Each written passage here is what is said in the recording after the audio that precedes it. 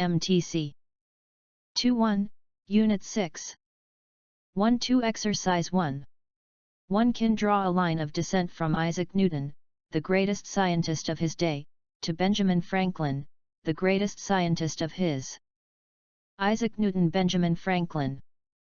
By carefully observing and mathematically calculating the effects of gravity, Newton showed that one could predict the motions of the heavenly bodies.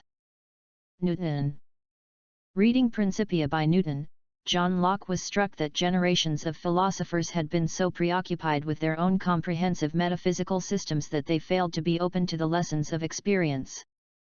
Newton. Principia. John Locke. Similarly, it seemed to Locke that abstract and interminable arguments about such problems as whether human beings are naturally free to lead political philosophy down a blind alley.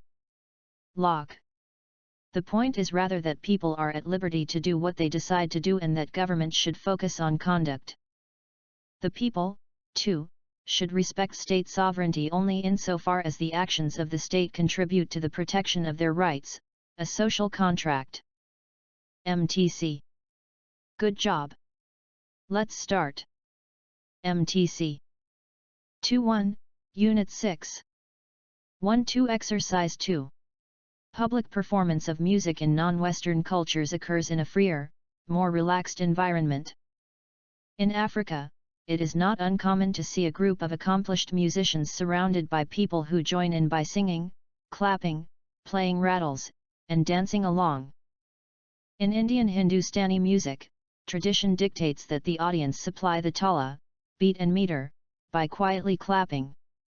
Interaction between the performers and the community is an important part of the music-making process.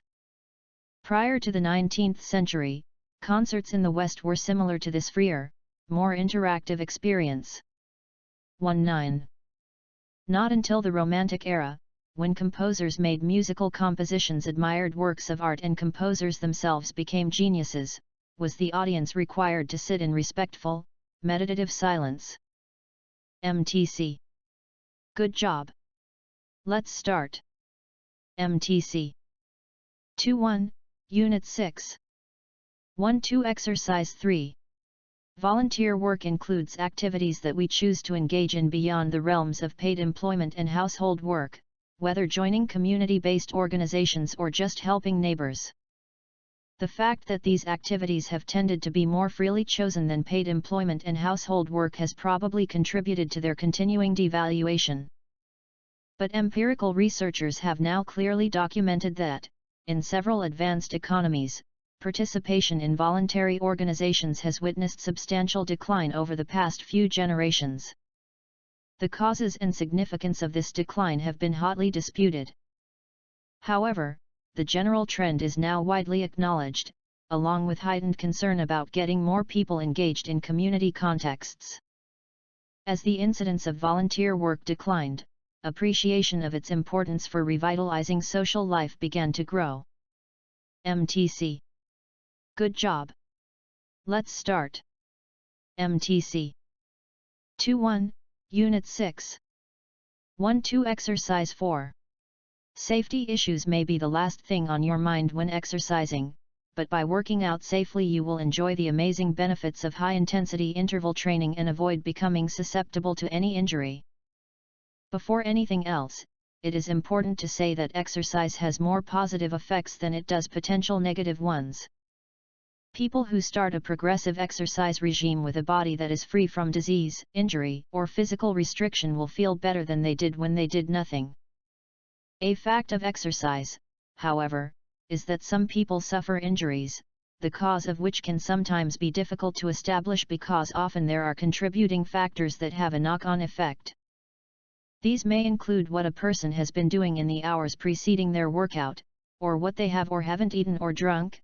Being dehydrated, for instance, has a harmful effect upon a subsequent exercise session and therefore may be a factor if injury subsequently occurs. MTC. Good job. Let's start. MTC 2-1, Unit 6. 1-2 Exercise 5-6. The language of poetry is like the future, full of vague hints, a mixture of fact and opinion, unclear forms, and incomplete models.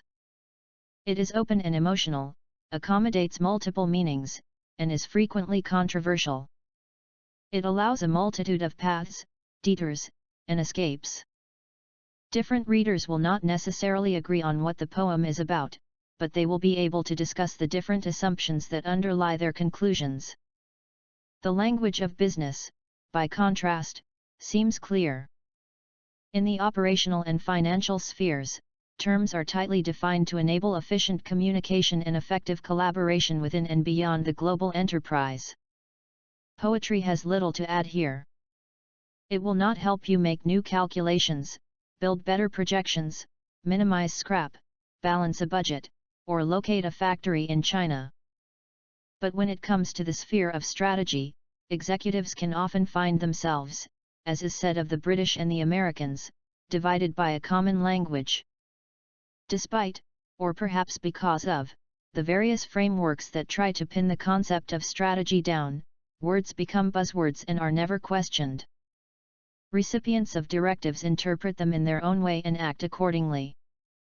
A well-developed poetic competence can help executives look behind the words to find, weigh, and resolve alternate meanings. Beyond its value in clarifying semantic ambiguity, poetry can also help develop both a tolerance for and a facility with situational ambiguity. The manager will be able to traverse Karl von Clausewitz's fog of uncertainty with both greater courage and greater impact. Karl von Clausewitz. By understanding the multiple meanings at the heart of ambiguity, the manager's ability to make appropriate decisions on the fly is enhanced. MTC. Good job. Let's start. MTC. 2-1, Unit 6. 1-2 Exercise 7. Energy companies across the Midwest are building new plants to convert locally grown corn into ethanol. The construction spurt is the most visible evidence of expanded interest in renewable fuels, which politicians increasingly believe can begin to wean America from its voracious appetite for foreign oil. Ethanol, the only renewable fuel being produced in the United States in any significant quantity, is being aggressively promoted as a key ingredient in the quest for energy security. But before competing head-to-head with gasoline, it will have to overcome major hurdles. Not only is it more expensive to produce, but some studies say it takes more energy to process corn into ethanol than the fuel delivers. Experts believe a more viable long-term ethanol source could be switchgrass or other so-called cellulosic biomass. The current biofuels boom is also a good sign for other renewables, including biodiesel, which has achieved popularity in Europe. MTC. Good job. Let's start. MTC. 2-1, Unit 6. 1-2 Exercise 8. It's worth noting that refusing to use social media icons and comments to interact means that some people will inevitably fall out of your social orbit, in particular, those whose relationship with you exists only over social media. Here's my tough love reassurance: let them go. The idea that it's valuable to maintain vast numbers of weak social connections is largely an invention of the past decade or so, the detritus of over-exuberant network scientists spilling inappropriately into the social sphere. 1-0.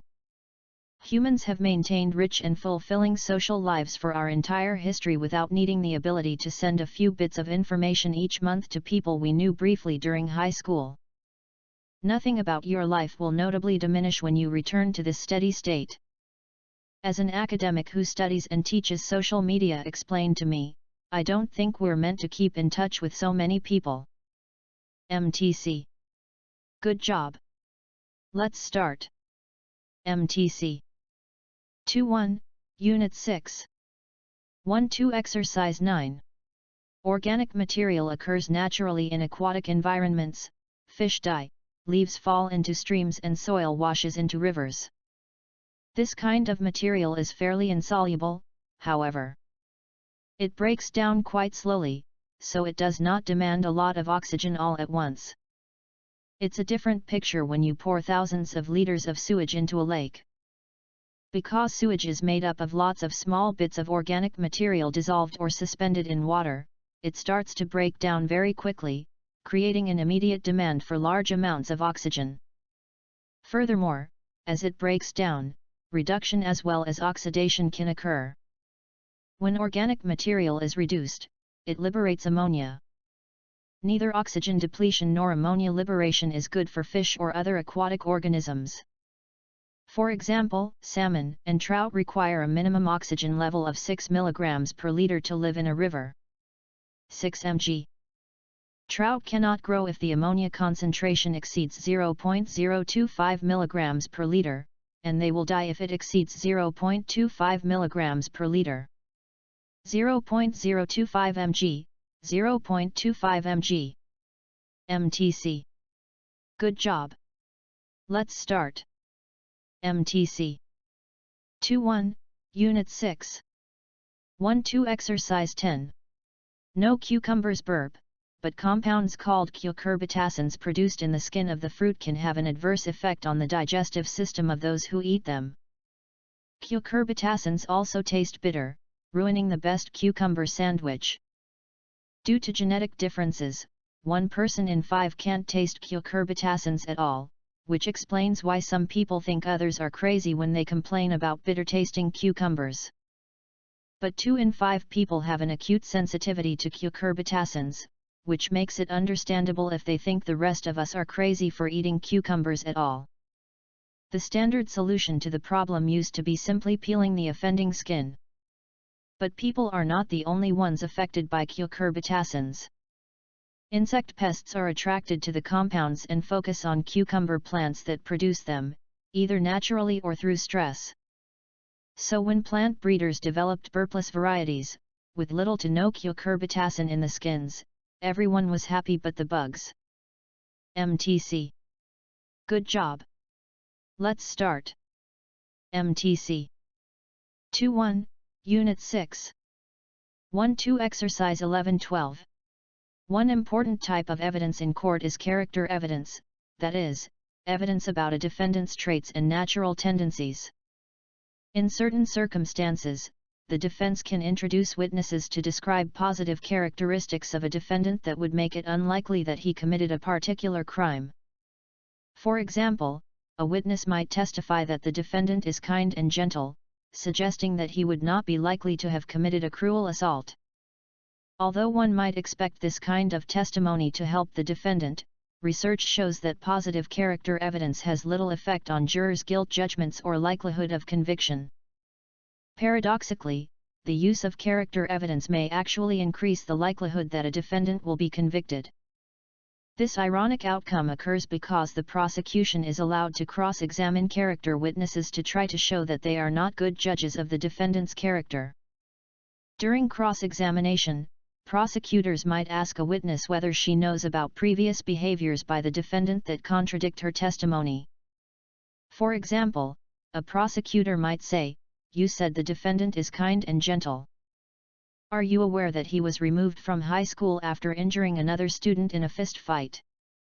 Although jurors are only supposed to use this information to evaluate the credibility of the character witness, it may influence their impressions of the defendant as well.